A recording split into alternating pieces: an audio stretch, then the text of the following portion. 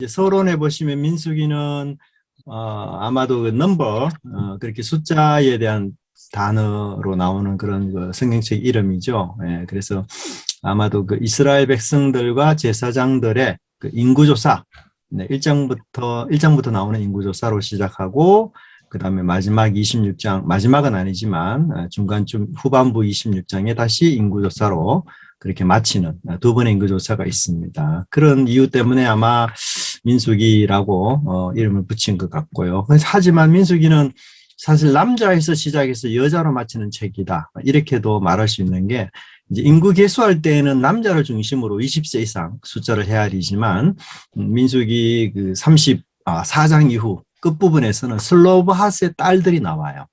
슬로바핫의 딸들이 나와서 하나님의 그 주시는 기업, 하나님이 주시는 기업이 자신의 어떤 결혼 상대자를 물성하는 것보다도 하나님의 기업이 훨씬 더 중요하다. 이런 고백을 통해서 슬로바스의 딸들의 아주 그 하나님의 기업을 향한 그 열심, 열정, 이것을 마지막 말미로 적고 있어요. 그래서 민수기는 남자로 시작하지만 사실은 여자로 끝 마치는 그런 책이라고 볼 수 있고요. 유대 전통에서는 그 제목을 다 그 처음에 나오는 히브리어를 중심으로 제목을 다 잡습니다. 다르게 특별히 제목을 정하는 건 아니고요. 그래서 이제 그 민수기 1장 1절에 광야에서 그리고 하나님이 말씀하셨다. 요 두 부분을 가지고 주로 많이 그 민수기라는 책의 이름을 정합니다. 그래서 광야라는 말은 이제 40년 동안 그 시내산에서 모압 평지까지 여행이 민수기의 그 어떤 장소죠. 그래서 광야 그렇게 나오고요. 그리고 하나님이 말씀하셨다라는 말은 어떤 의미에서는 우리가 너무 좀 보편적이다. 왜냐하면 뭐 창세기부터 하나님 말씀 아닌 게 어디 있느냐. 우리가 좀 이렇게 반론할 수 있는데요. 특이하게도 민수기가 1장부터 10장까지는 하나님의 명령으로 다 구성되어 있어요. 민수기가 재밌는 거는 1장부터 10장까지는 하나님이 말씀하시면 이스라엘은 순종해요. 이 패턴이 계속 유지가 되어서 순종하는 이스라엘 백성들에게 진보가 나오고 전진이 나오고 확장이 나오고 이렇게 패턴이 진행이 되는데요.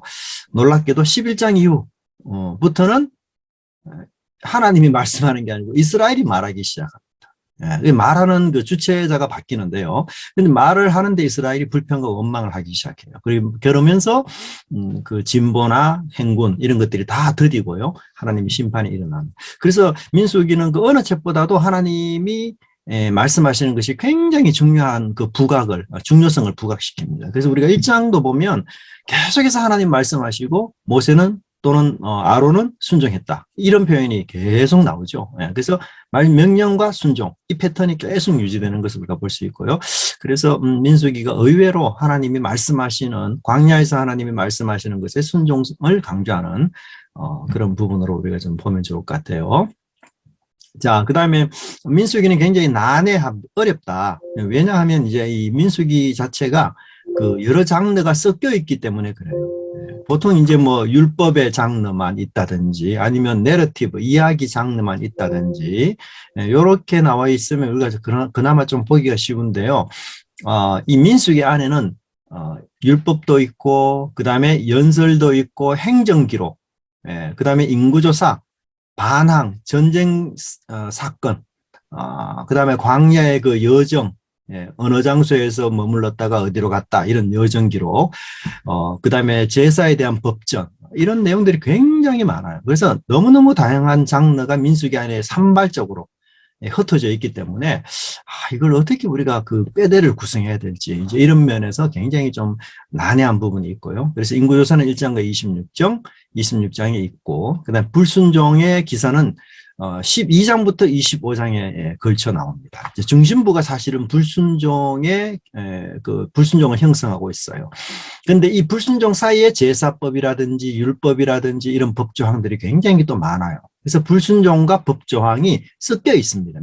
믹스 돼가지고. 그래서 학자들 따라서 이 불순종의 사건과 율법이 도대체 어떤 역할을 하느냐, 이것에 대한 고민을 많이 하는데, 이제 결론적으로 말하자면 불순종했을 때에 이 불순종을 해결할 수 있는 율법을 하나님이 다시 말씀하시고 그렇게 해서 이스라엘을 계속해서 이제 약속의 땅으로 이끄시는 그런 모습을 볼 수가 있어요. 그래서 불순종이 있으면 반드시 율법이 나오는 그런 패턴으로 구성되어 있는 것을 우리가 좀 이해하면 좋을 것 같아요. 그 다음에 27장부터는 이제 두 번째 인구조사가 끝난 이후부터는 약속의 땅에 대한 교훈을 이야기하고요. 여기서는 이제 전쟁을 또 이야기합니다. 그 다음에 두 번째는 민수기가 그 연대순으로 절대 되어 있지 않아요. 여러분 이제 읽으실 때 조심할 점은 민수기가 마치 연대순으로 되어 있는 것처럼 생각하면 큰 착각입니다. 민수기는 먼저 현재 시작했다가 다시 과거로 가요. 그래서 과거에서 한참 있다가 다시 또 현재로 돌아옵니다. 이런 패턴을 민수기가 갖고 있거든요. 그래서 어느 부분이 과거를 말하는지 어느 부분이 지금을 말하는지 이것을 좀 점검이 필요합니다. 그래서 민수기의 앞부분은 출애굽기 레위기와 연관이 되고요. 민수기의 후반부는 신명기하고도 또 겹쳐요. 그래서 민수기가 여러분들이 생각하기에 출애굽기 레위기하고 겹치는 부분이 있고 후반부는 신명기하고 겹친다. 이렇게 우리가 보시는 것이 중요합니다. 그래서 이제 잠시 민수기 전체의 뼈대를 한번 보시면 이제 그 도표에 보시면 애굽의 출애굽한 그 9세대와 그 다음에 이제 신세대가 나오죠. 그 40년이 지난 이후에 신세대가 나오죠. 이때가 이제 인구조사 26장부터 신세대가 나오고 있습니다. 그 다음에 1장부터 10장까지가 진군을 위한 준비예요. 그래서 계속 하나님은 말씀하시고 이스라엘은 순종하고 그러면 우리가 이제 예를 들어서 3박 4일, 2박 3일로 아니면 뭐 일주일 이상, 한 달 이상 외국에 여행을 간다. 그러면 여러분들이 여행 갈 때 준비할 게 뭐라고 생각하십니까? 뭐가 제일 필요하게 준비가 있습니까? 옷도 필요하죠. 뭐 그날의 기후라든지 이런 것들에 맞추어서 상비약도 필요하고 이럴 거 아니에요. 근데 이스라엘 백성들이 지금 시내산에서 이제 가나안 땅으로 진군을 출발하는데 자기들 처음에는 40년이 아니었겠죠. 근데 하여튼 몇 년의 어떤 이 광야 여행에 준비할 게 너무 많지만 하나님이 이상하게도 이 백성들에게 준비할 걸 딱 한 가지만 이야기해요. 그 준비가 뭔가 하면 정결이에요. 정결. 계속해서 정결만 준비시켜요. 하나님 끝까지. 네. 그리고 난 뒤부터 정결을 준비시키고요. 그 다음에 이제 하나님이 나팔을 불면서 진군이 시작이 됩니다. 하지만 놀랍게도 첫 발짝을 내딛는 순간부터 실패해요. 굉장히 아이러니해요. 네. 저는 이걸 보면 마치 왜 그 신혼부부가 결혼을 준비하기 위해서 그 방도 구하고 가구도 들르고 이러면서 서로 의견을 잘 조율해가지고 이렇게 이제 모든 걸 준비하잖아요. 마치잖아요. 그리고 결혼하고 난 뒤에 신혼 첫날 밤에 싸워요. 서로. 그거하고 굉장히 유사해요. 네. 그래서 어떤 의미에서는 그들이 이스라엘 백성들이 하나님의 명령을 그 어떤 평안한 상황 속에서 순종하기는 굉장히 쉽지만 이제 실제로 광야로 나가면서 그들의 눈과 귀에 들리는 것들, 보이는 것들에 의해서 하나님을 믿지 못하는 불신에 빠지게 됩니다. 그래서 14장까지 계속해서 불순종해요. 그래서 이 실패가 사실 그 이스라엘 백성들이 시내산에 오기 전에 출애굽기에 나오는 실패와 굉장히 유사해요. 이스라엘 백성들이 시내산에 당도하기 직전까지 하나님이 광야를 이끌어 오시는데 그 가운데도 이스라엘이 계속 불순종하잖아요. 물이 없다, 길이 험하다. 이 패턴이 시내산에서 이제 출발해서 목적지로 가는 상황 속에서도 또 불평하는데 그 불평이 역시 물과 양식과 길 이런 여러 가지 것들 아주 기본적인 것들이죠. 그런 것들에 역시 불평합니다. 그래서 하나님이 다시 율법을 주시고요.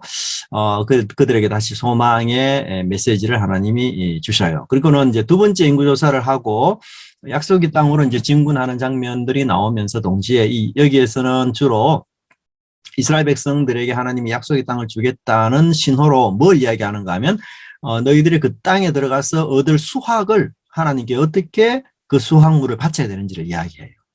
그래서 아직 땅에 도착하지도 않았지만 하나님은 이미 그 땅에 도착하고 그리고 심지어는 그 땅에 도착해서 농산물을 수확한 것까지 예상을 해서 너희들이 초실절을 이렇게 지내라, 추수감을 이렇게 지내라, 칠칠절 이렇게 지내라 이런 절기들을 계속 이야기해서 그들에게 확신을 줘요. 아, 약속의 땅이 굉장히 풍성하고 젖과 꿀이 흐르는 그런 땅이구나라는 확신을 하나님 주고요. 마지막 슬로바스의 딸들이 하나님의 기업을 얼마나 중요하게 여기는지를 이렇게 말미로 이야기해요. 예. 자, 근데 민수기는 또 하나의 재미있는 그 구조가 지리입니다. 지리.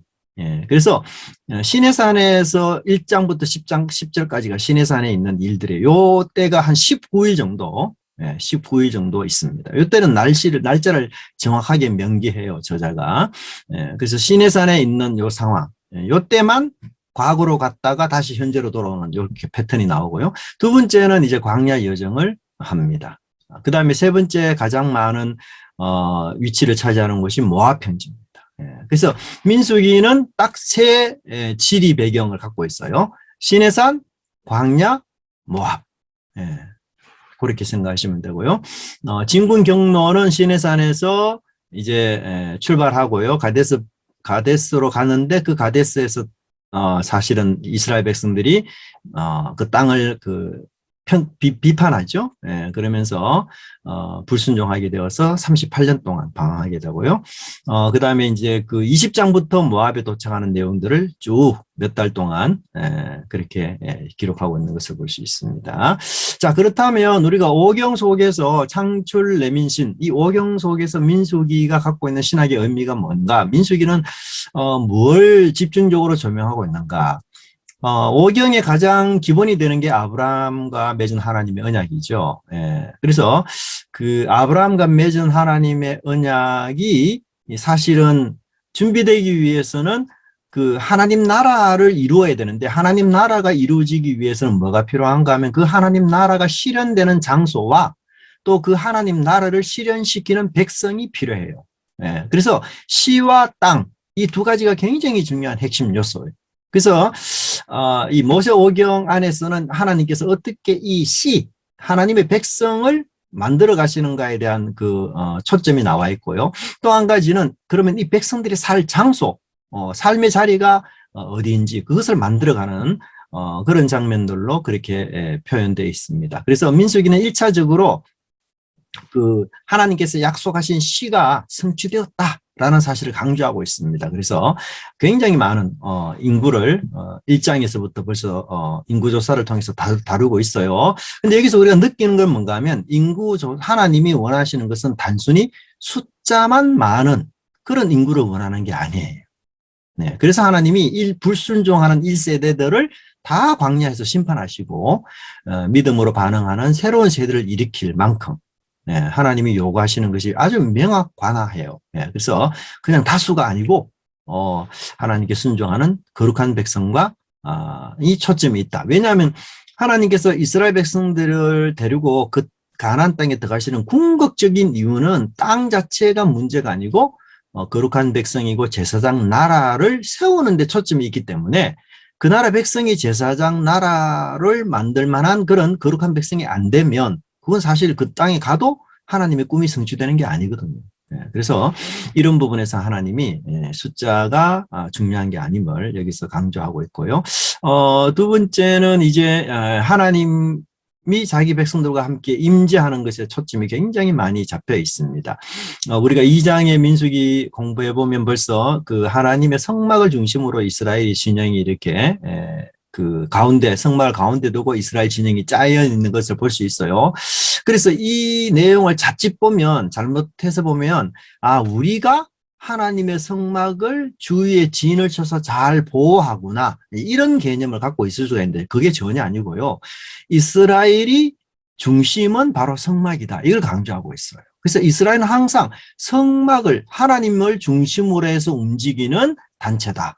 그걸 이야기해요. 그래서 이 하나님의 임재가 어마무시합니다. 사실 이 민수기 안에서는. 그래서 어떤 학자는 하나님의 임재를 어떤 식으로 묘사하는가 하면 마치 원자로에 들어가는 것 같은 느낌으로 묘사해요. 여러분 원자로에 들어갈 때에 어떻게 들어갑니까? 우리가 평범한 옷을 입고 들어가지 못하죠. 그 옷에 원자에 내가 노출되어도 아무런 해를 입지 않도록 철두철미하게 방어복을 입고 아주 막 그렇게 해서 사실 원자로 들어가는 게 굉장히 생명을 담보하는 위험한 일이잖아요. 그렇게 해서 철저한 준비를 해서 들어가지 않습니까? 하나님의 성막이 그런 역할을 해요. 그래서 이 하나님이 함께 한다는 것은 너무 위대하고 좋은 일이지만 동시에 이 하나님은 굉장히 위험한 하나님이에요. 그래서 민수기 2장을 보시면 레위인들이 하나님과 이스라엘 백성 사이에 완충 역할을 해요. 그렇게 해서 함부로 이스라엘 백성들이 접근해서 하나님의 진노로 죽지 못하도록 그런 방비를 합니다. 그래서 하나님의 임재에 대한 얘기들을 굉장히 많이 하지만 그 하나님의 임재는 그냥 단순하게 생각할 것이 아니고 굉장히 그 의미로운 그런 하나님이라는 사실들을 여기서 강조하고 있어요. 그래서 여기서도 이제 계속해서 뭐 어떤 뭐랄까요, 그 서열이 정해져 있어요. 질서, 서열. 그래서 제사장과 레위인과 이런 사람들이 하는 역할들, 이런 것들을 계속해서 이야기함으로써 하나님께 함부로 접근하지 못하도록 하는 의도가 여기 또 있음을 보고요. 그 다음에 이제 그 땅에 대한 약속을 하나님이 주셨기 때문에 그 약속을 통해서 이스라엘 백성과 함께 나아가는 그런 부분이 있고요. 사실은 뭐 이스라엘 백성들이 가데스 바네아에서 이미 불순종을 했기 때문에 하나님께서 그 땅에 들어가는 것을 금지시켰지만 그럼에도 불구하고 자기 백성들을 새롭게 하셔서 결국 그 땅을 다시 주시는 그런 하나님이라는 사실. 그래서 땅은 아주 철저하게 하나님이 주시는 선물이다라는 사실을 굉장히 많이 강조합니다. 그래서 민수기 안에서는 이 땅이 선물이라는 사실들이 그렇게 강조가 되어 있지 않는데요. 이제 이 민수기의 후반부와 연결되는 신명기를 보면 하나님이 이스라엘 백성에게 주는 것은 이 땅은 선물이다라는 사실이 굉장히 많이 강조되어 있어요. 그래서 내 하나님이 너에게 주시는 이런 표현들이 엄청 많이 나오면서 그들에게 기업을 하나님이 선물로 주셨다는 사실을 굉장히 많이 강조하고 있습니다. 자, 민수기를 읽을 때 우리가 좀 주의할 점, 신학적인 어떤 관점들은 첫 번째는 성결이에요. 성결. 이 레위기가 아님에도 불구하고 민수기는요, 이스라엘 백성들이 성결해야 될 것을 굉장히 많이 강조하고 있습니다. 그래서 일단 그들이 성막과 함께 하나님이 그들 가운데 함께 진행해서 나가기 때문에 함부로 하나님께 접근하는 것은 굉장히 위험한 일이고, 그래서 5장부터 10장까지 이스라엘 백성들이 하나님과 함께 광야 행군하기 직전에 계속해서 성결해 가는 것을 너무너무 많이 강조를 하고 있어요. 그래서 부정한 자는 무조건 진 밖에 다 내보내야 된다는 것들을 강조하고요. 나실인의 서원도 사실은 구별하여 여호와께 드리는 것이 초점이에요. 역시 성결입니다. 또 레위인들을 하나님 왜 취하시는가? 이스라엘 자손들이 함부로 그 이스라엘 자손을 위한 속죄를 위해서 레위인들을 취했다. 그렇게 해서 하나님이 함께 해도 이스라엘에게 재앙이 내리지 않도록 하기 위한 목적이다. 그렇게 이야기해요. 그래서 이 성결하지 못하면 하나님께 재앙과 심판이 임한다는 그것도 자기 백성들에게 그 정도로 심각한 얘기를 하고 있고요. 뿐만 아니라 유월절 규례도 민수기 안에서 굉장히 미묘하게 바뀌는데요. 출애굽기에서는 그냥 유월절을 한 번 드리는 것으로 마치지만 민수기에서는 유월절을 2번 드리는 걸로 얘기가 돼요. 재밌게도. 이유가 뭔가 하면 내가 유월절에 절기에 참석하고 싶은데 부정했어요. 부정에 탔어요. 그래서 나 부정 타서 이 유월절 절기에 참석을 못 하는데 그럼에도 저는 참석하고 싶습니다. 이게 어떻게 해야 되겠습니까? 하나님께서 놀랍게도 한 달 뒤에 다시 유월절을 하도록 그렇게 하셨어요. 부정하게 된 사람만 모아서. 그만큼 이스라엘 백성들의 정결이 그만큼 중요하다는 것을 이 어떤 쉽게 말하면 절기라는 것은 한 날에 규정되어져서 이렇게 치료해야 되는 건데 이거를 한 달 뒤에 한 번 더 할 수 있도록까지 배려하면서 그들로 하여금 이제 정결하게 만드는 부분들을 굉장히 강조되고 있고요. 그다음에 이제 민수기 19장에 나오는 붉은 암송아지 제사 이게 굉장히 핵심인데요. 여러분 이스라엘 백성들이 죄를 처리하는 방법은 굉장히 복잡해요. 피가 있어야 되고요. 짐승을 잡아야 되고 죄를 뿌려야 되고 하여튼 굉장히 죄가 사함받는 일이 굉장히 복잡한데 그러나 민수기 안에서 이스라엘 백성들의 죄를 가장 간단하고 가장 효과 빠르게 처리하는 방법 중에 하나가 붉은 암송아지 제사에 있어요. 이 붉은 암송아지의 제사에 제사의 붉은 암송아지의 피와 그다음에 태운 재를 섞은 물을 가지고 사람들에게 뿌리기만 하면 바로 정결하게 됩니다. 굉장히 초간단합니다. 그리고 효과도 100% 엄청나고요. 그래서 이제 학자들은 이 붉은 암송아지 제도, 제사 제도를, 이제 신약에서 우리가 예수님의 속죄 사역하고 많이 연결을 시켜요. 그렇게 해서 그렇게 이스라엘 백성들의 죄를 어떻게든지 해결할 수 있도록 만들어가는 것들. 도피성도 결국은 성결이 굉장히 중요한 주제예요. 약속의 땅을 더럽히지 않도록 하기 위한. 자, 그 다음에 이제 하나님 말씀도 제가 강조가 되어 있다. 그렇게 얘기했고요. 그래서 1장부터 10장까지는 주도적으로 하나님이 말씀하셨다. 라는 말들이 굉장히 많이 나오고요. 여러분들이 묵상하시면서 여호와의 명령을 따라서 행하였더라 이런 표현들을 찾아보면 굉장히 많다는 것 이야기하고요. 근데 11장부터는 상황이 완전히 바뀌어 버립니다. 그래서 불평과 원망하는 백성들 그런 것들을 계속 보게 되고요. 그러면서 하나님의 심판이 이르게 됩니다. 40년 광야 생활하기 마치기 6달 전까지도 그들이 여전히 불평해요. 그래서 사실은 이스라엘 백성들이 이런 하나님의 선물을 받을 자격조차 사실 없는 그런 백성이지만 그럼에도 불구하고 새로운 세대를 통해서 하나님께서 26장부터 다시 그들에게 약속의 땅을 주실 것을 이끄시는 부분들이 나오고요. 그 다음에 이제 민수기는 3번을 보시면 제사장직에 대한 강조점도 역시 나와 있습니다. 특별히 이 제사장직에 대해서는 하나님의 성물과 연관해서 그들이 해야 될 일이 무엇인가를 아주 엄격하게 정해 놓았어요. 그래서 대제사장과 제사장과 레위인들이 해야 될 임무, 이것을 굉장히 명확하게 정해 놓고요. 이 임무를 초월해서 뭔가 내가 더 과한 것을 요구하거나 혹은 경계를 벗어나서 다른 것을 요구할 때는 하나님께서 바로 이들을 처형하시는 그 정도의 아주 중요한 그런 부분이 있고요. 예를 들면은 하나님의 성물을 이제 텐트를 통해서 이제 성막이니까 거기 이제 여러 성물들을 모아서 이동할 거 아니에요. 그래서 이 이삿짐 센터처럼 이렇게 막 이사를 준비할 때에 레위인들은 절대로 성물을 만질 수가 없어요. 오직 제사장만 성물을 다 만집니다. 그렇게 해서 포장을 해놓으면 그때서야 레위인이 그것을 가지고 이동을 시켜요. 그래서 여러분들이 레위인은 이제 성막이 있을 당시 레위인들의 사명은 뭐냐면 포장이사꾼입니다. 그렇게 생각하시면 돼요. 포장이사꾼. 네. 그래서 계속 옮길 때마다 레위인들은 포장해 놓은 성막 기구들을요 계속해서 이제 짊어지고 날라야 돼요. 근데 그것을 절대로 볼 수는 없어요. 그래서 굉장히 중요한 임무의 단계들을 하나님께서 정해 놓으셨어요. 그래서 우리가 뒷부분에 가면은 고라 자손들이 자기의 임무에 대해서 불만을 느끼면서 우리도 제사장 되고 싶다. 이렇게 엉뚱한 얘기를 해서 엄청난 반역이 또 일어나는 것을 볼 수가 있습니다. 그죠? 그래서 하나님이 정해놓은 이 어떤 질서, 이런 것들을 자꾸 주제넘게 교만하게 훼손하려고 하고, 그 다음에 이제 사람들을 서로 비교하면서, 모세 정도 같으면 나도 모세 정도만큼 할 수 있다. 이런 교만한 마음들이 그런 위계 질서들을 이렇게 파행시킴으로써 질서를 어긋나게 하는 이런 부분들이 많이 나타나고요. 그 다음에 11조도 마찬가지고, 그 다음에 제사장직에 대한 교리는 결국은 뭐냐? 중재가 필요하다. 중재. 하나님과 이스라엘 백성들이 1대1로 만날 수는 없다. 반드시 그 가운데 레위인들이 있어야 되고요.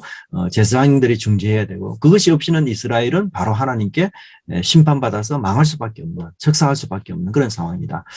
그래서 계속해서 그런 하나님의 어미로우심을 강조하는 그런 부분들로 나타나 있습니다. 자, 민수기는 첫 번부터 질서를 강조해요. 사실 거룩과 정결은 질서와 굉장히 연관이 많습니다. 그죠? 예, 그래서 질서에 대한 관심이 많이 반영이 되어 있고요. 예, 그래서 이제 초반부부터 이미 하나님께서 중간 지도자들을 뽑아서 인구 계수하도록 하고, 예, 이런 것들, 이것도 다 질서잖아요. 그리고 그 모은 사람을 군대다, 이렇게 표현함으로써 우리가 이제 생각하는 그런 어떤 군인의 삶, 군인은 명령에 뭐 따라서 살고 죽고 하는 그런 사람들 아니에요. 그죠? 그런 아주 체계적이고 질서 잡힌 이런 것들을 여기서 강조하고 있고요. 또 이스라엘의 삶의 터도 마찬가지예요. 성소를 중심으로 아주 질서 있게 배치되어 있어요. 그래서 만약에 내가 베냐민족 지파이면 베냐민 지역에 가서 내가 있어야 되는 거지. 엉뚱한 데 가면 안 돼요. 그래서 성소를 중심으로 정확하게 자기 자리를 매김해야 되는 그런 것들을 설명을 해주고 있어요. 이것은 마치 우리가 창세기를 보는 느낌이 듭니다. 하나님께서 창조하실 때에 굉장히 질서정연하게 창조하셨는데 이 하나님의 그런 어떤 창조의 그 어떤 뭐 속성이랄까 영향이 이스라엘 백성들 내에도 여전히 침투해서 그들의 삶도 하나님의 창조처럼 질서 있는 균형 잡힌 그런 삶들을 하나님께서 계속 이야기하셔요. 근데 이런 질서가 중간 부분에서 이제 무너지죠. 그게 바로 반역입니다. 불평하고 원망하고. 그렇지만 하나님이 다시 이 질서를 세워가는 그런 모습들을 우리가 볼 수가 있습니다. 자, 다섯 번째는 땅에 대한 얘기죠. 이스라엘 백성들이 왜 광야라는 고통스러운 여정을 지속합니까? 약속한 땅 때문에 그런 것이죠.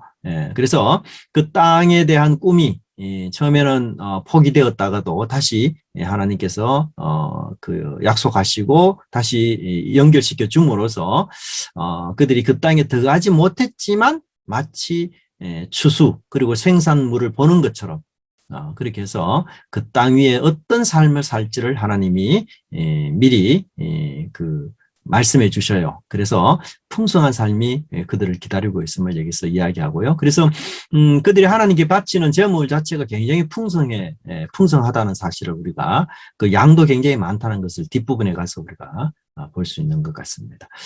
자, 민수기 구조를 보시면 제가 말씀드렸던 것처럼 민수기는 앞부분은 연대기가 아니에요. 그래서 여러분들이 민수기를 보실 때에 출애굽 2년 1월과 출애굽 2년 2월 한 달 사이의 내용을 앞뒤 왔다 갔다 그리면서 그렇게 표현되어 있습니다. 그래서 민수기 1장 1절을 보시면 성경 구절을 제가 적어놨습니다. 이스라엘 자손이 애굽 땅에서 나온 후 제2년 2월 1일에 2년 2월 1일이죠. 그래서 출애굽 하고 난 뒤에 2년 1월에 시내산에 도착을 했거든요. 근데 한 달 뒤에 일을 이야기해요. 그래서 여호와께서 시내 광야 회막에서 모세에게 일러 가라사대. 그래서 2년 2월 1일에 인구 계수를 이야기를 해요. 근데 여러분 이렇게 쭉 진행이 되다가요. 갑자기 7장 1절에 한 달 뒤로 넘어가요. 7장 1절이 언젠가 하면 그 성막이 세워진 그런 날이에요. 2년 1월. 그래서 7장 1절에 보시면 모세가 장막 세우기를 필하고 맞죠? 성막 그것에 기름을 발라 그렇게 구별하고 또 그 모든 기구와 단과 그 모든 기구에 기름을 발라 거룩히 구별한 날에 이 날이 뭐 성막을 세우고 구별한 날이거든요.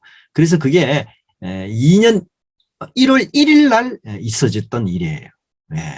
이해되죠? 그래서 7장 1절에 과거로 돌아갑니다. 그 다음에 9장 1절을 보시면 이때는 이제 애굽에서 나온 다음 해 정월에 여호와께서 모세에게 일러 가라사대 하면서 유월절을 지키라 하거든요. 그러니까 이 2차 유월절이 이제 9장 1절에 나와요. 1월 14일. 이해되죠? 14일.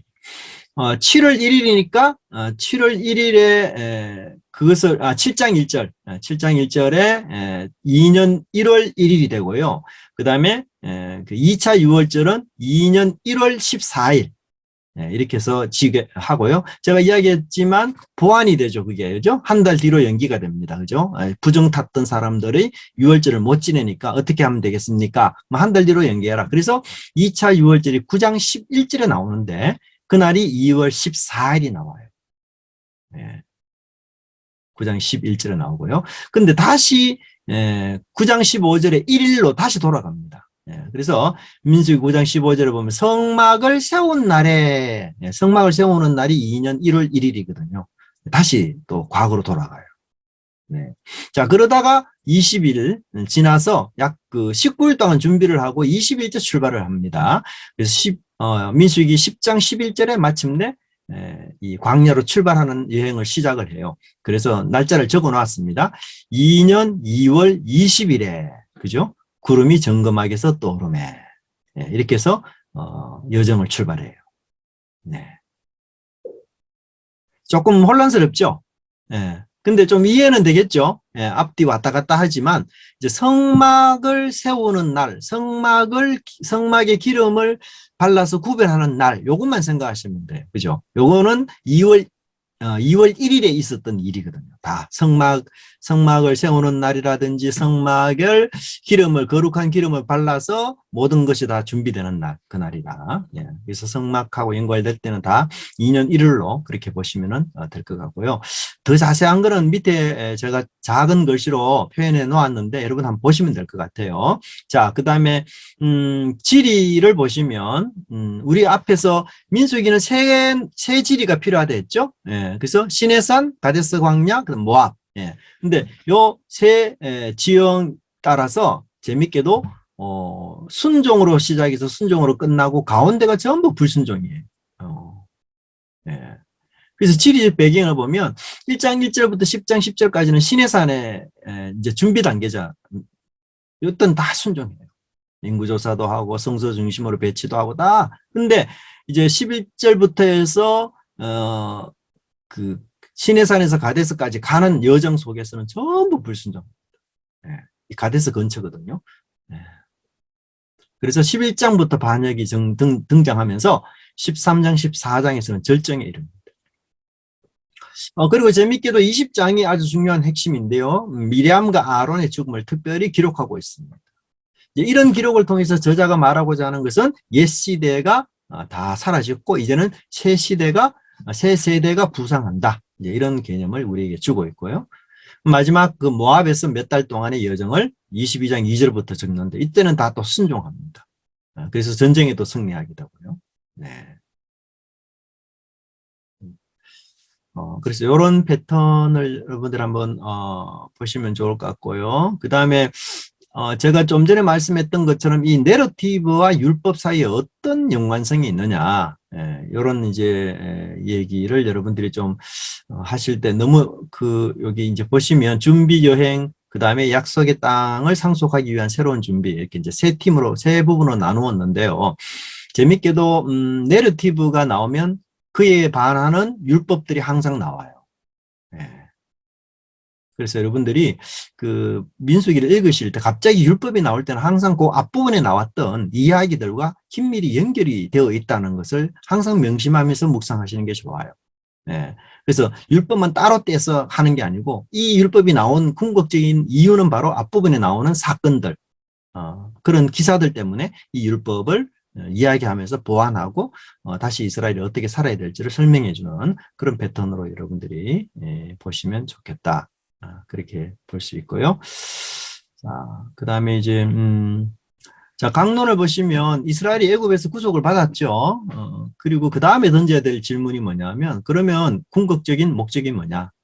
하나님께서 왜 그들을 구속하셨는가? 그것은 이미 출애굽기 19장 5절과 6절에 나와 있죠. 그죠? 그래서 여기에 중요한 세 가지 표현이 뭔가 하면 첫째는 내 소유가 된다는 것.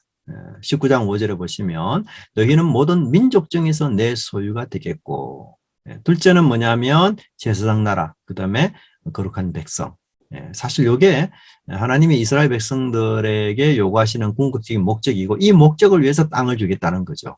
근데 우리는 이제 이 목적이 바뀌어 버렸어요. 그래서 땅을 위해서 이거는 다 이제 소유가 되는 거, 제사장 나라 되는 거룩한 백성은 어떤 뭐 액세서리고 땅이 본질이 되는 이런 어떤 패턴을 띄고 있습니다. 그런 패턴을 이스라엘이 살았거든요. 근데 그 땅에서 그들이 다 쫓겨났어요, 결국은. 그 땅을 못 차지해요.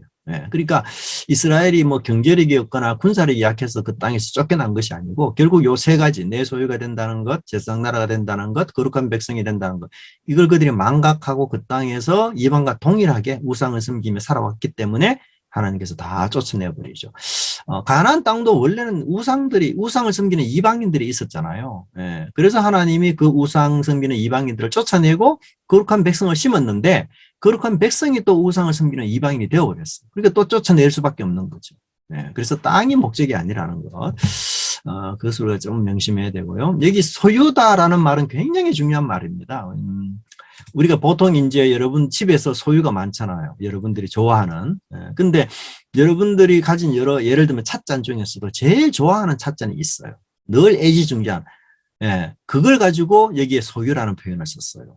그래서 이 모든 민족이 이 세상에 얼마나 많습니까? 그 민족은 사실 다 하나님 소유잖아요. 하나님 그 맞죠? 근데 하나님이 그 민족은 내가 아닌 것처럼 이야기하고 이스라엘만 내 소유라는 것처럼 이야기하잖아요. 그러니까 이건 뭔가 하면 이스라엘 외에 다른 민족도 다 하나님의 소유예요. 하나님의 소유가 아닌 게 없습니다. 이 모든 세상이. 그런데도 이스라엘만 내 소유라는 말은 이스라엘은 내게 특별한 소유물이다 이 말이에요. 그래서 그게 보통 이제 세굴라라는 단어를 쓰는데 이 단어가 어디에서 나왔는가 하면 여러분 고대 왕들은 땅을 많이 가지고 있잖아요. 땅을 많이 가지고. 근데 그 왕들이 가진 땅들 중에서도 왕이 가장 좋아하는 그런 땅이 있어요. 그 땅의 이름을 그 땅을 보통 세굴라, 소유라 이렇게 불렀어요. 그래서 하나님도 이 세상 모든 민족들이 다 하나님의 소유지만 특별히 이스라엘 백성들만큼은 내 소유다라고 말하는 것은 보배로운 소유다. 그러니까 아주 귀중한 거다. 그런 뜻이에요. 자랑스러운. 그래서 여러분들이 찻잔이 집에 있지만 아주 귀한 손님 올 때에는 내가 애지중지하고 아주 좋은 찻잔을 이렇게 내서 대접하잖아요. 똑같아요. 그래서 그런 소유를 이야기해요. 그래서 이 표현은 너희들이 나에 대해서 보배다, 나에게 보배로운 존재다라는 것을 동시에 말하지만 한편으로는 모든 소유권은 다 내 것이다. 이것을 강조해요. 그래서 민수기 안에서는 하나님의 소유가 없는 게 없다. 시간, 공간, 모든 것이 다 하나님의 소유다. 안식년, 희년 이런 것들을 통해서. 자, 이스라엘 백성들이 이제 앞으로 유목을 계속해서 살았잖아요. 그 조상들이. 유목을 하면서 살 때는, 목축업을 할 때는 우상을 섬기지 않아요. 그렇게. 근데 이제 가나안 땅에 들어갔을 때는 그들의 직업이 완전히 바뀌어요. 그게 뭐로 바뀝니까? 농업으로 바뀝니다. 그럼 농업은 특별히 우상과 굉장히 연관이 많아요. 두 번째 보세요. 유목민은 떠돌이에요. 떠돌이. 텐트 여기 쳤다가 내일은 다른 곳에 치고 그렇죠. 그래서 유목인들에게는 땅을 소유한다는 게 그렇게 의미가 없어요. 그 한 곳에 정착할 수도 없어요. 그죠? 왜냐하면 풀을 다 뜯기고 나면 다른 데 또 가야 되니까. 근데 여러분 가나안 땅에 간다는 얘기는 뭔가 하면 소유가 굉장히 중요해진다는 뜻이에요. 정착한다는 뜻이에요. 정착은 뭘 이야기하는가? 소유가 굉장히 중요하다는 것을 암시하고 있어요. 여러분. 그래서 여러분 재미있는 거는요. 이 민수기 안에서는 이스라엘 백성들이 정착하지 못하고 나그네로 떠돌이로 살 때는 아름답다라는 표현이 잘 안 나와요. 근데 가나안 땅에 들어가서는 아름답다는 표현이 나오기 시작해요. 정착민들은 문화가 있습니다. 그죠? 그리고 사람들을 아름답게 꾸미기 시작해요. 그런 것들이 다 정착하기 때문에 가능한 거거든요. 그래서 정착이 굉장히 중요해요. 그래서 이 하나님이 그 땅에 너희들이 들어갈 때에 정착하고 그리고 농업을 할 때에 중요한 게 뭐냐? 그 소유권이 너희 것이 아니고 바로 내 것이다. 이것을 굉장히 중요하게 하나님께서 말씀하고 계시는 것으로 알 수가 있고요. 그 다음에 거룩성이 굉장히 많이 강조가 되죠. 이미 이스라엘 백성들이 이웃과의 사랑을 해야 되는 그런 부분이 마땅하지만 그 전에 먼저 하나님과의 그 임재 속에서 그들이 하나님이 얼마나 거룩한 분이시고 또 우리가 정결하기를 원하시는가를 그들이 1장부터 10장까지 준비하면서 굉장히 많이 준비를 합니다. 그래서 정결 유지는 그들에게 필수예요, 필수. 그래서 이 민수기 안에서 하나님의 임재라는 게 어떤 의미가 있는가 하면요. 거룩한 위엄이다. 그러면서 동시에 생명을 공급해주는 이 양자가 있어요. 양자가. 그래서 여러분들 우리가 그 시편에 보면 이제 하나님 앞에서 이런 표현 떨며 기뻐하라 이런 얘기 나오잖아요. 그 떤다는 건 두려운 거고 기뻐한다는 거는 뭐예요? 이게 마음이 이렇게 열려가지고 감사하는 그런 기쁨의 표현인데 이 두 가지 개념이 어떻게 공존될 수 있을까? 여러분 여러분 떨면서 기뻐하는 그런 경험을 한 적이 있습니까? 쉽지 않는 거예요. 우리는 떨면은 떨고, 그죠? 기뻐하면 기뻐하는 거지. 떨면서 어떻게 기뻐해요? 예, 이게 굉장히 어려운 감정이거든. 근데 시편 저자가 그걸 이야기해요. 예, 이 민수기 안에는 그런 내용들이 굉장히 많아요. 하나님이 굉장히 두려워할 분으로 그렇게 되고요. 그런 일들을 잘 감당할 때 우리가 이제 제사장의 나라가 되어서 하나님을 전가하는 그런 것이 돼요. 예, 그래서 이 하나님께서 이스라엘 백성들에게 율법을 주시거든요. 민수기 안에서도. 근데 그 고대 근동의 함무라비 법정과 성경이 나오는 율법의 다른 점이 굉장히 중요한 차이점이 뭔가 하면요. 함무라비 법정 같은 경우는 상법이 거의 90%, 80%예요. 상법. 예. 상거래가 굉장히 중요하잖아요. 인간 삶에. 근데 여러분 율법은 상법 거의 없어요. 90%가 정결의 법이에요. 율법은 90%가. 그래서 얼마나 이 관점이 다른지를 그렇게 우리가 볼 수가 있습니다. 그래서 우리가 뭐 많이 기도하고 다른 여러 기도를 우리 해야 되겠지만 그러나 이 거룩해진다는 기도, 정결해진다는 기도 이거 하나만으로도 하나님 나라 백성이 되고 또한 제사장 나라가 될 수 있는 굉장히 중요한 부분이다. 그래서 이스라엘 백성들이 궁극적으로 제사장 나라가 되지 못했던 이유는 거룩과 정결을 잃어버렸기 때문에 사실 그 나라를 목적을 이루지 못한 거예요. 그죠? 그래서 우리가 다른 것보다 그 한 가지만 가지고 나아가면 된다는 생각이 좀 들기도 합니다. 자, 민수기 1장부터 4장은 이제 재밌게도 이제 주제를 두 번 반복해서 쓰고 있어요. 네, 그래서 1장과 2장에는 정금악을 중심으로 언약 백성들을 구성합니다. 그래서 일반적으로는 두령들을 쓰고요. 조금 더 상세하게 군인들의 숫자를 쓰고 그 다음에 더 상세하게 지인 배치 그리고 행진 방향을 적어요. 근데 이거와 똑같은 패턴으로 3장과 4장에서는 레위 지파를 써요. 예. 우리가 알다시피 1장과 2장에서는 레위 지파 숫자를 해야 되는데 레위 지파 사람들이 빠지잖아요. 예. 그래서 3장과 4장에서는 레위 지파 인구수를 넣되 일반적으로 그리고 조금 더 상세하게 그 다음에 마지막으로 더 상세하게 이렇게 패턴으로 적고 있어요. 그래서 1장과 2장, 3장과 4장이 굉장히 유사한 패턴으로 가고 있다는 사실을 볼 수 있고요. 자, 1장 보시면 각 지파별로 첫 번째 인구 조사를 하나님 하게 하시는데 역시 이제 여기는 삶의 질서를 뜻하고 있습니다. 그래서 이스라엘 백성들이 출애굽하고 난 뒤에 시내산에서 성막을 다 만들고 난 뒤부터는 그들의 그 정체성이 바뀌어야 된다. 어떤 정체성으로 바뀌어야 되는가 하면 이제는 질서와 그 다음에 체계를 가진 어떤 군사와 같은 그런 어떤 하나님의 질서 있는 백성으로 바뀌어야 된다. 이걸 지금 여기서 쭉 설명을 하고 있습니다. 그리고 1장 1절에 제일 먼저 나오는 단어가 바로 여호와께서 일러가라사대. 그래서 하나님께서 말씀하시는 대로 순종할 때에 모든 것이 잘 준비한 대로 이루어가는 그런 것들을 표현되고 있고요. 그 다음에 그러면 말씀드린 것처럼 이 19일 동안 진군에 필요한 19일, 1장부터 10장까지가 19일 동안 일어난 일이거든요. 그때 그들이 준비하는 건 딱 하나예요. 정결케 한다는 것. 그래서 계속해서 정결의 훈련들을 하게 되고요. 자, 특별히 20세 이상의 군대를 세워라 그렇게 말하고 있는데 이것도 역시 영적인 군대를 암시하고 있죠. 그래서 이스라엘의 그 정체성이 더 이상 노예나 이런 것이 아니라 이 영적 군대로 그들이 하나님께서 세웠다. 그래서 어떤 의미에서 본다면 그 창세기 출애굽기 내용들은 이스라엘의 백성들이 좀 소극적인 상태. 그러나 이제 민수기, 신명기, 이제 여호수아를 넘어가면서 이제 이스라엘 백성들은 세상을 향해서 공격적인 그런 어떤 상태를 암시해요. 그래서 이 그들의 어떤 방향성이 바뀌는 그런 부분들을 민수기에서 여기서 군대다. 군인의 수를 이야기하고 있습니다. 또 이렇게 많은 사람들의 숫자는 결국 하나님께서 아브라함에게 약속한 것이 성취되고 있다라는 것을 말해주고 있습니다. 하늘의 별처럼 큰 민족을 이루게 될 것이다. 라는 약속을 성취하시고요. 또 재밌게도 야곱이 이제 그 한 아들씩 축복하잖아요. 49장에 보시면 창세기. 근데 그 내용이 거의 그대로 적용이 돼요.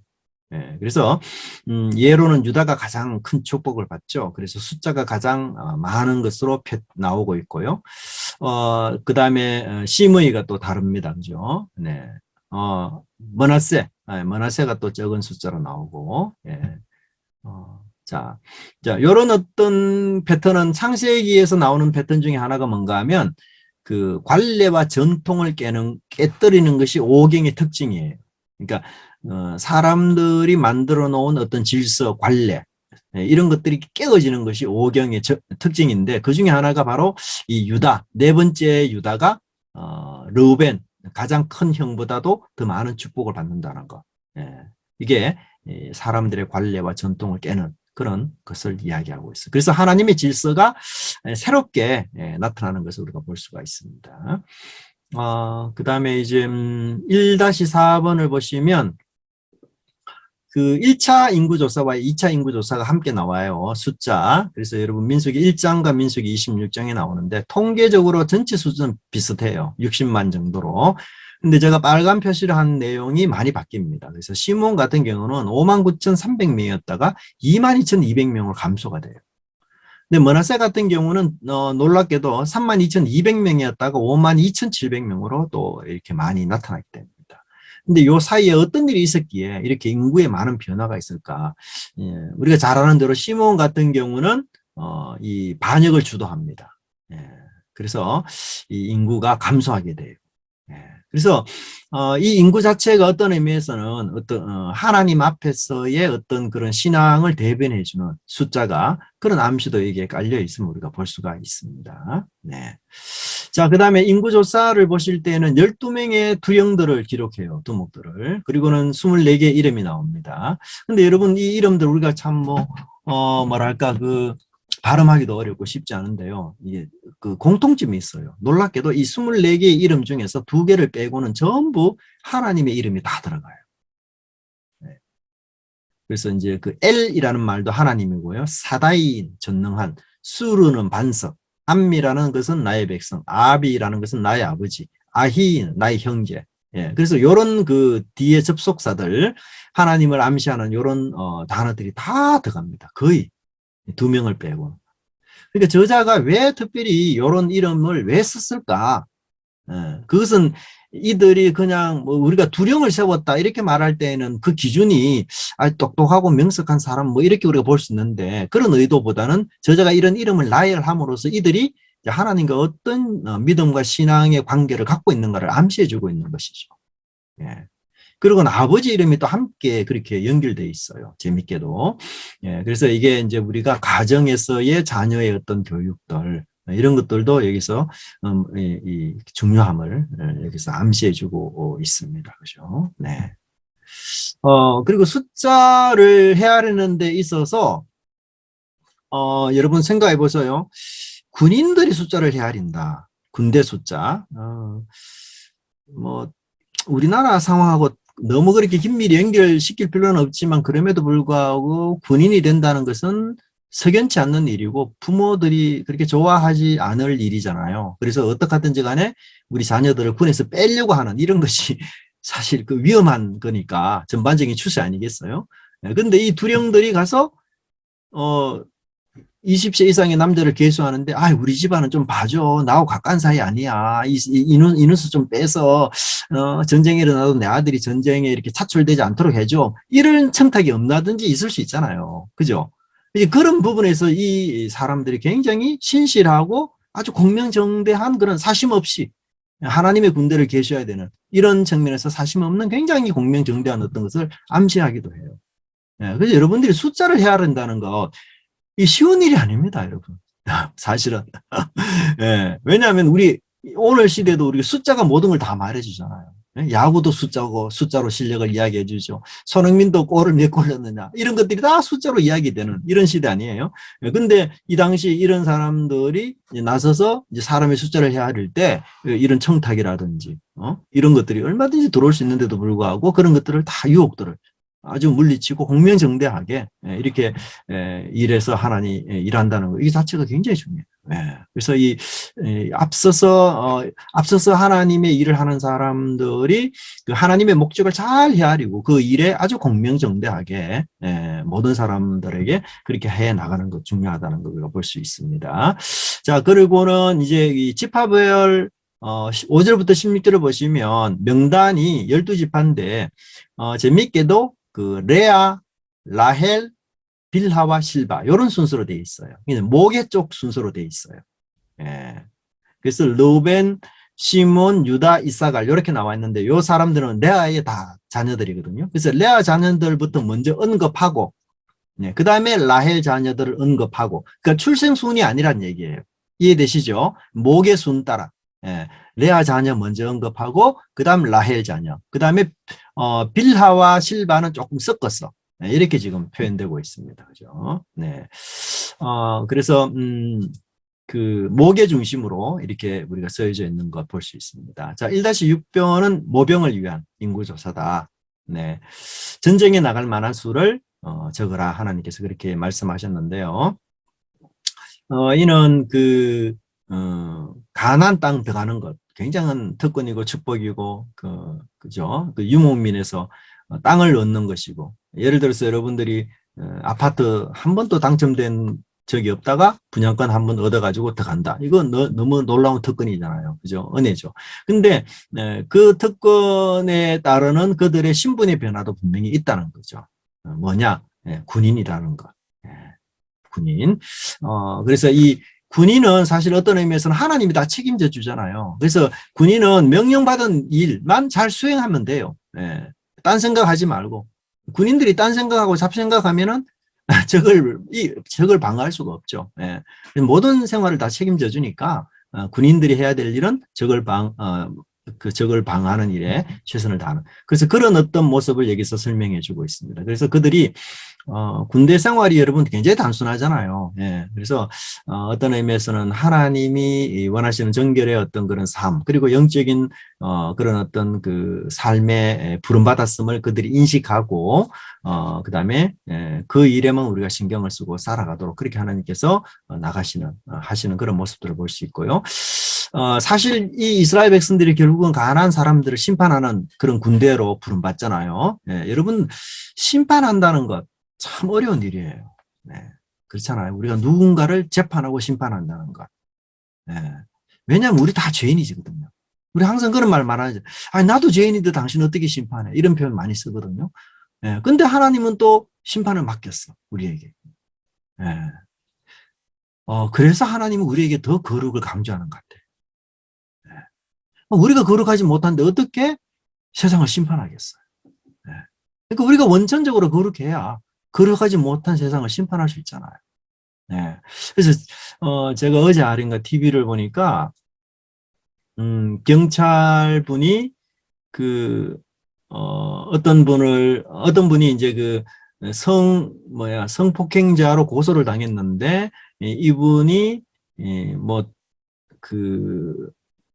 성폭행자로 고소를 당해서 이제 조사를 했는데 조사를 완전하게 못했어요. 좀 부실 수사를 많이 하고 그냥 일방적으로 당한 여자의 증언만 듣고 이 사람을 바로 감옥에 넣어버렸어요. 재판을 해서. 근데 그 딸이 이 잡혀간 그 죄수의 딸이 우리 아버지가 이런 사람이 아니다라는 것을 증명하기 위해서 거의 한 11개월 동안 동분서주하면서 임신한 몸이었는데 그때 당시 동분서주하면서 그렇게 해서 증거를 만들어 가지고 다시 재판을 해서 아버지가 이제 무혐의로 풀려났어요. 근데 그 딸이 그렇게 고생하면서 일을 했는데 결국은 이 아이를 유산시켜 버렸어요. 그래가지고 이 아버지가 너무 마음이 억울하고 힘들어가지고 이제 나라에 이제 뭐 명예훼손 이런 걸로 해서 이제 항소를 했거든요. 근데 재판부에서는 뭐라고 이야기하는가 하면 경찰 수사가 미진한 것은 사실이지만 객관적으로 객관적으로 무시할 만큼 그렇게 미진한 것은 아니기 때문에 이 패소를 시켰어요. 항소자가 패소를 시켰어요. 근데 그 수사를 하는 과정 속에 뭐 예를 들면은 이제 성폭행했다는 여자아이의 말을 따라서 어느 모텔에 갔고 어떤 카드를 썼고 뭐 이런 얘기가 나오면 경찰이 최소한 그 모텔의 CCTV를 그죠? 돌려본다든지 아니면 이 사람이 쓴 카드 내역을 조사한다든지 이런 정도는 해야 되는 거 아니에요? 근데 그런 것도 하나도 안 했어요. 그러니까 너무 이제 이게 어처구니 없는 거죠. 그냥 아무 증거 조사도 않고 그냥 짐작으로 집어넣었으니까. 그래서 이분이 억울해 가지고 항소를 더 해요. 더 하는데 문제는 뭐냐? 이 여자가 한 번만 이런 범죄, 가짜 범죄죠. 모함해서 만든 게 아니고 전례가 한 번 더 있었어요.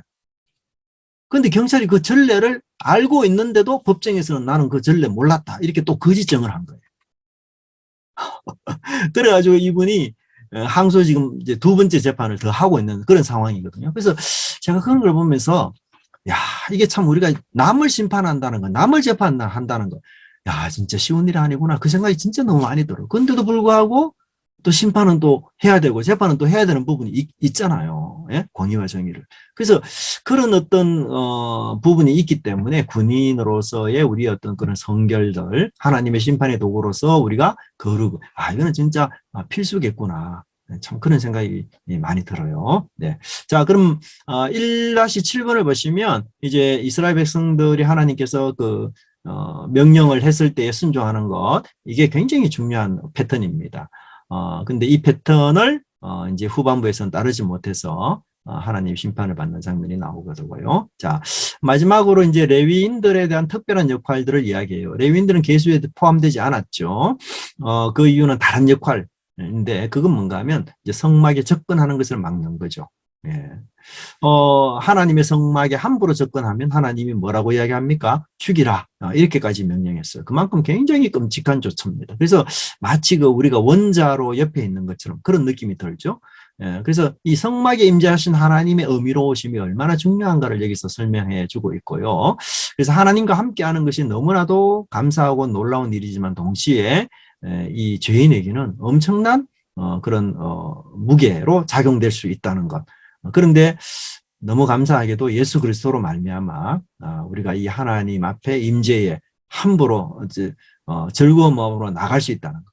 정말 이게 얼마나 놀라운 사실인지 모릅니다. 우리가 만약에 구약 백성 상태로 있다면 진짜 원자로에서 우리가 우리 몸을 보호하는 것처럼 그런 정도의 어떤 두려움으로 우리가 참 살아야 될 그런 상황이었지만 예수 그리스도의 복음의 은혜로 말미암아 그 의미로우신 하나님께 우리가 너무나 자연스럽고 그죠?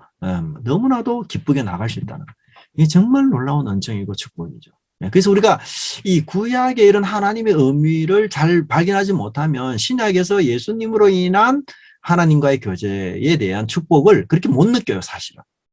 근데 구약 백성들은 그런 것을 엄두에 내지도 못했어요, 사실. 뭐 직접 나가는 건 불가능했으니까. 네. 그렇게 해서, 그런 모습들이 있어요. 그래서 우리가 오늘 또 기도해야 하고 이렇게 하지만 하나님의 임재 앞에 나간다는 거 정말 너무 놀라운 일이고, 이거는 예수 그리스도의 그 구속의 놀라운 은혜가 아니고서는 절대로 우리가 확보할 수 없는 그런 은혜라는 것을 인식하면서 기도로 그렇게 나가시면 좋겠습니다. 네. 오늘 여기까지만 하고 다음번에 2장에서 또 뒷부분 하도록 하겠습니다.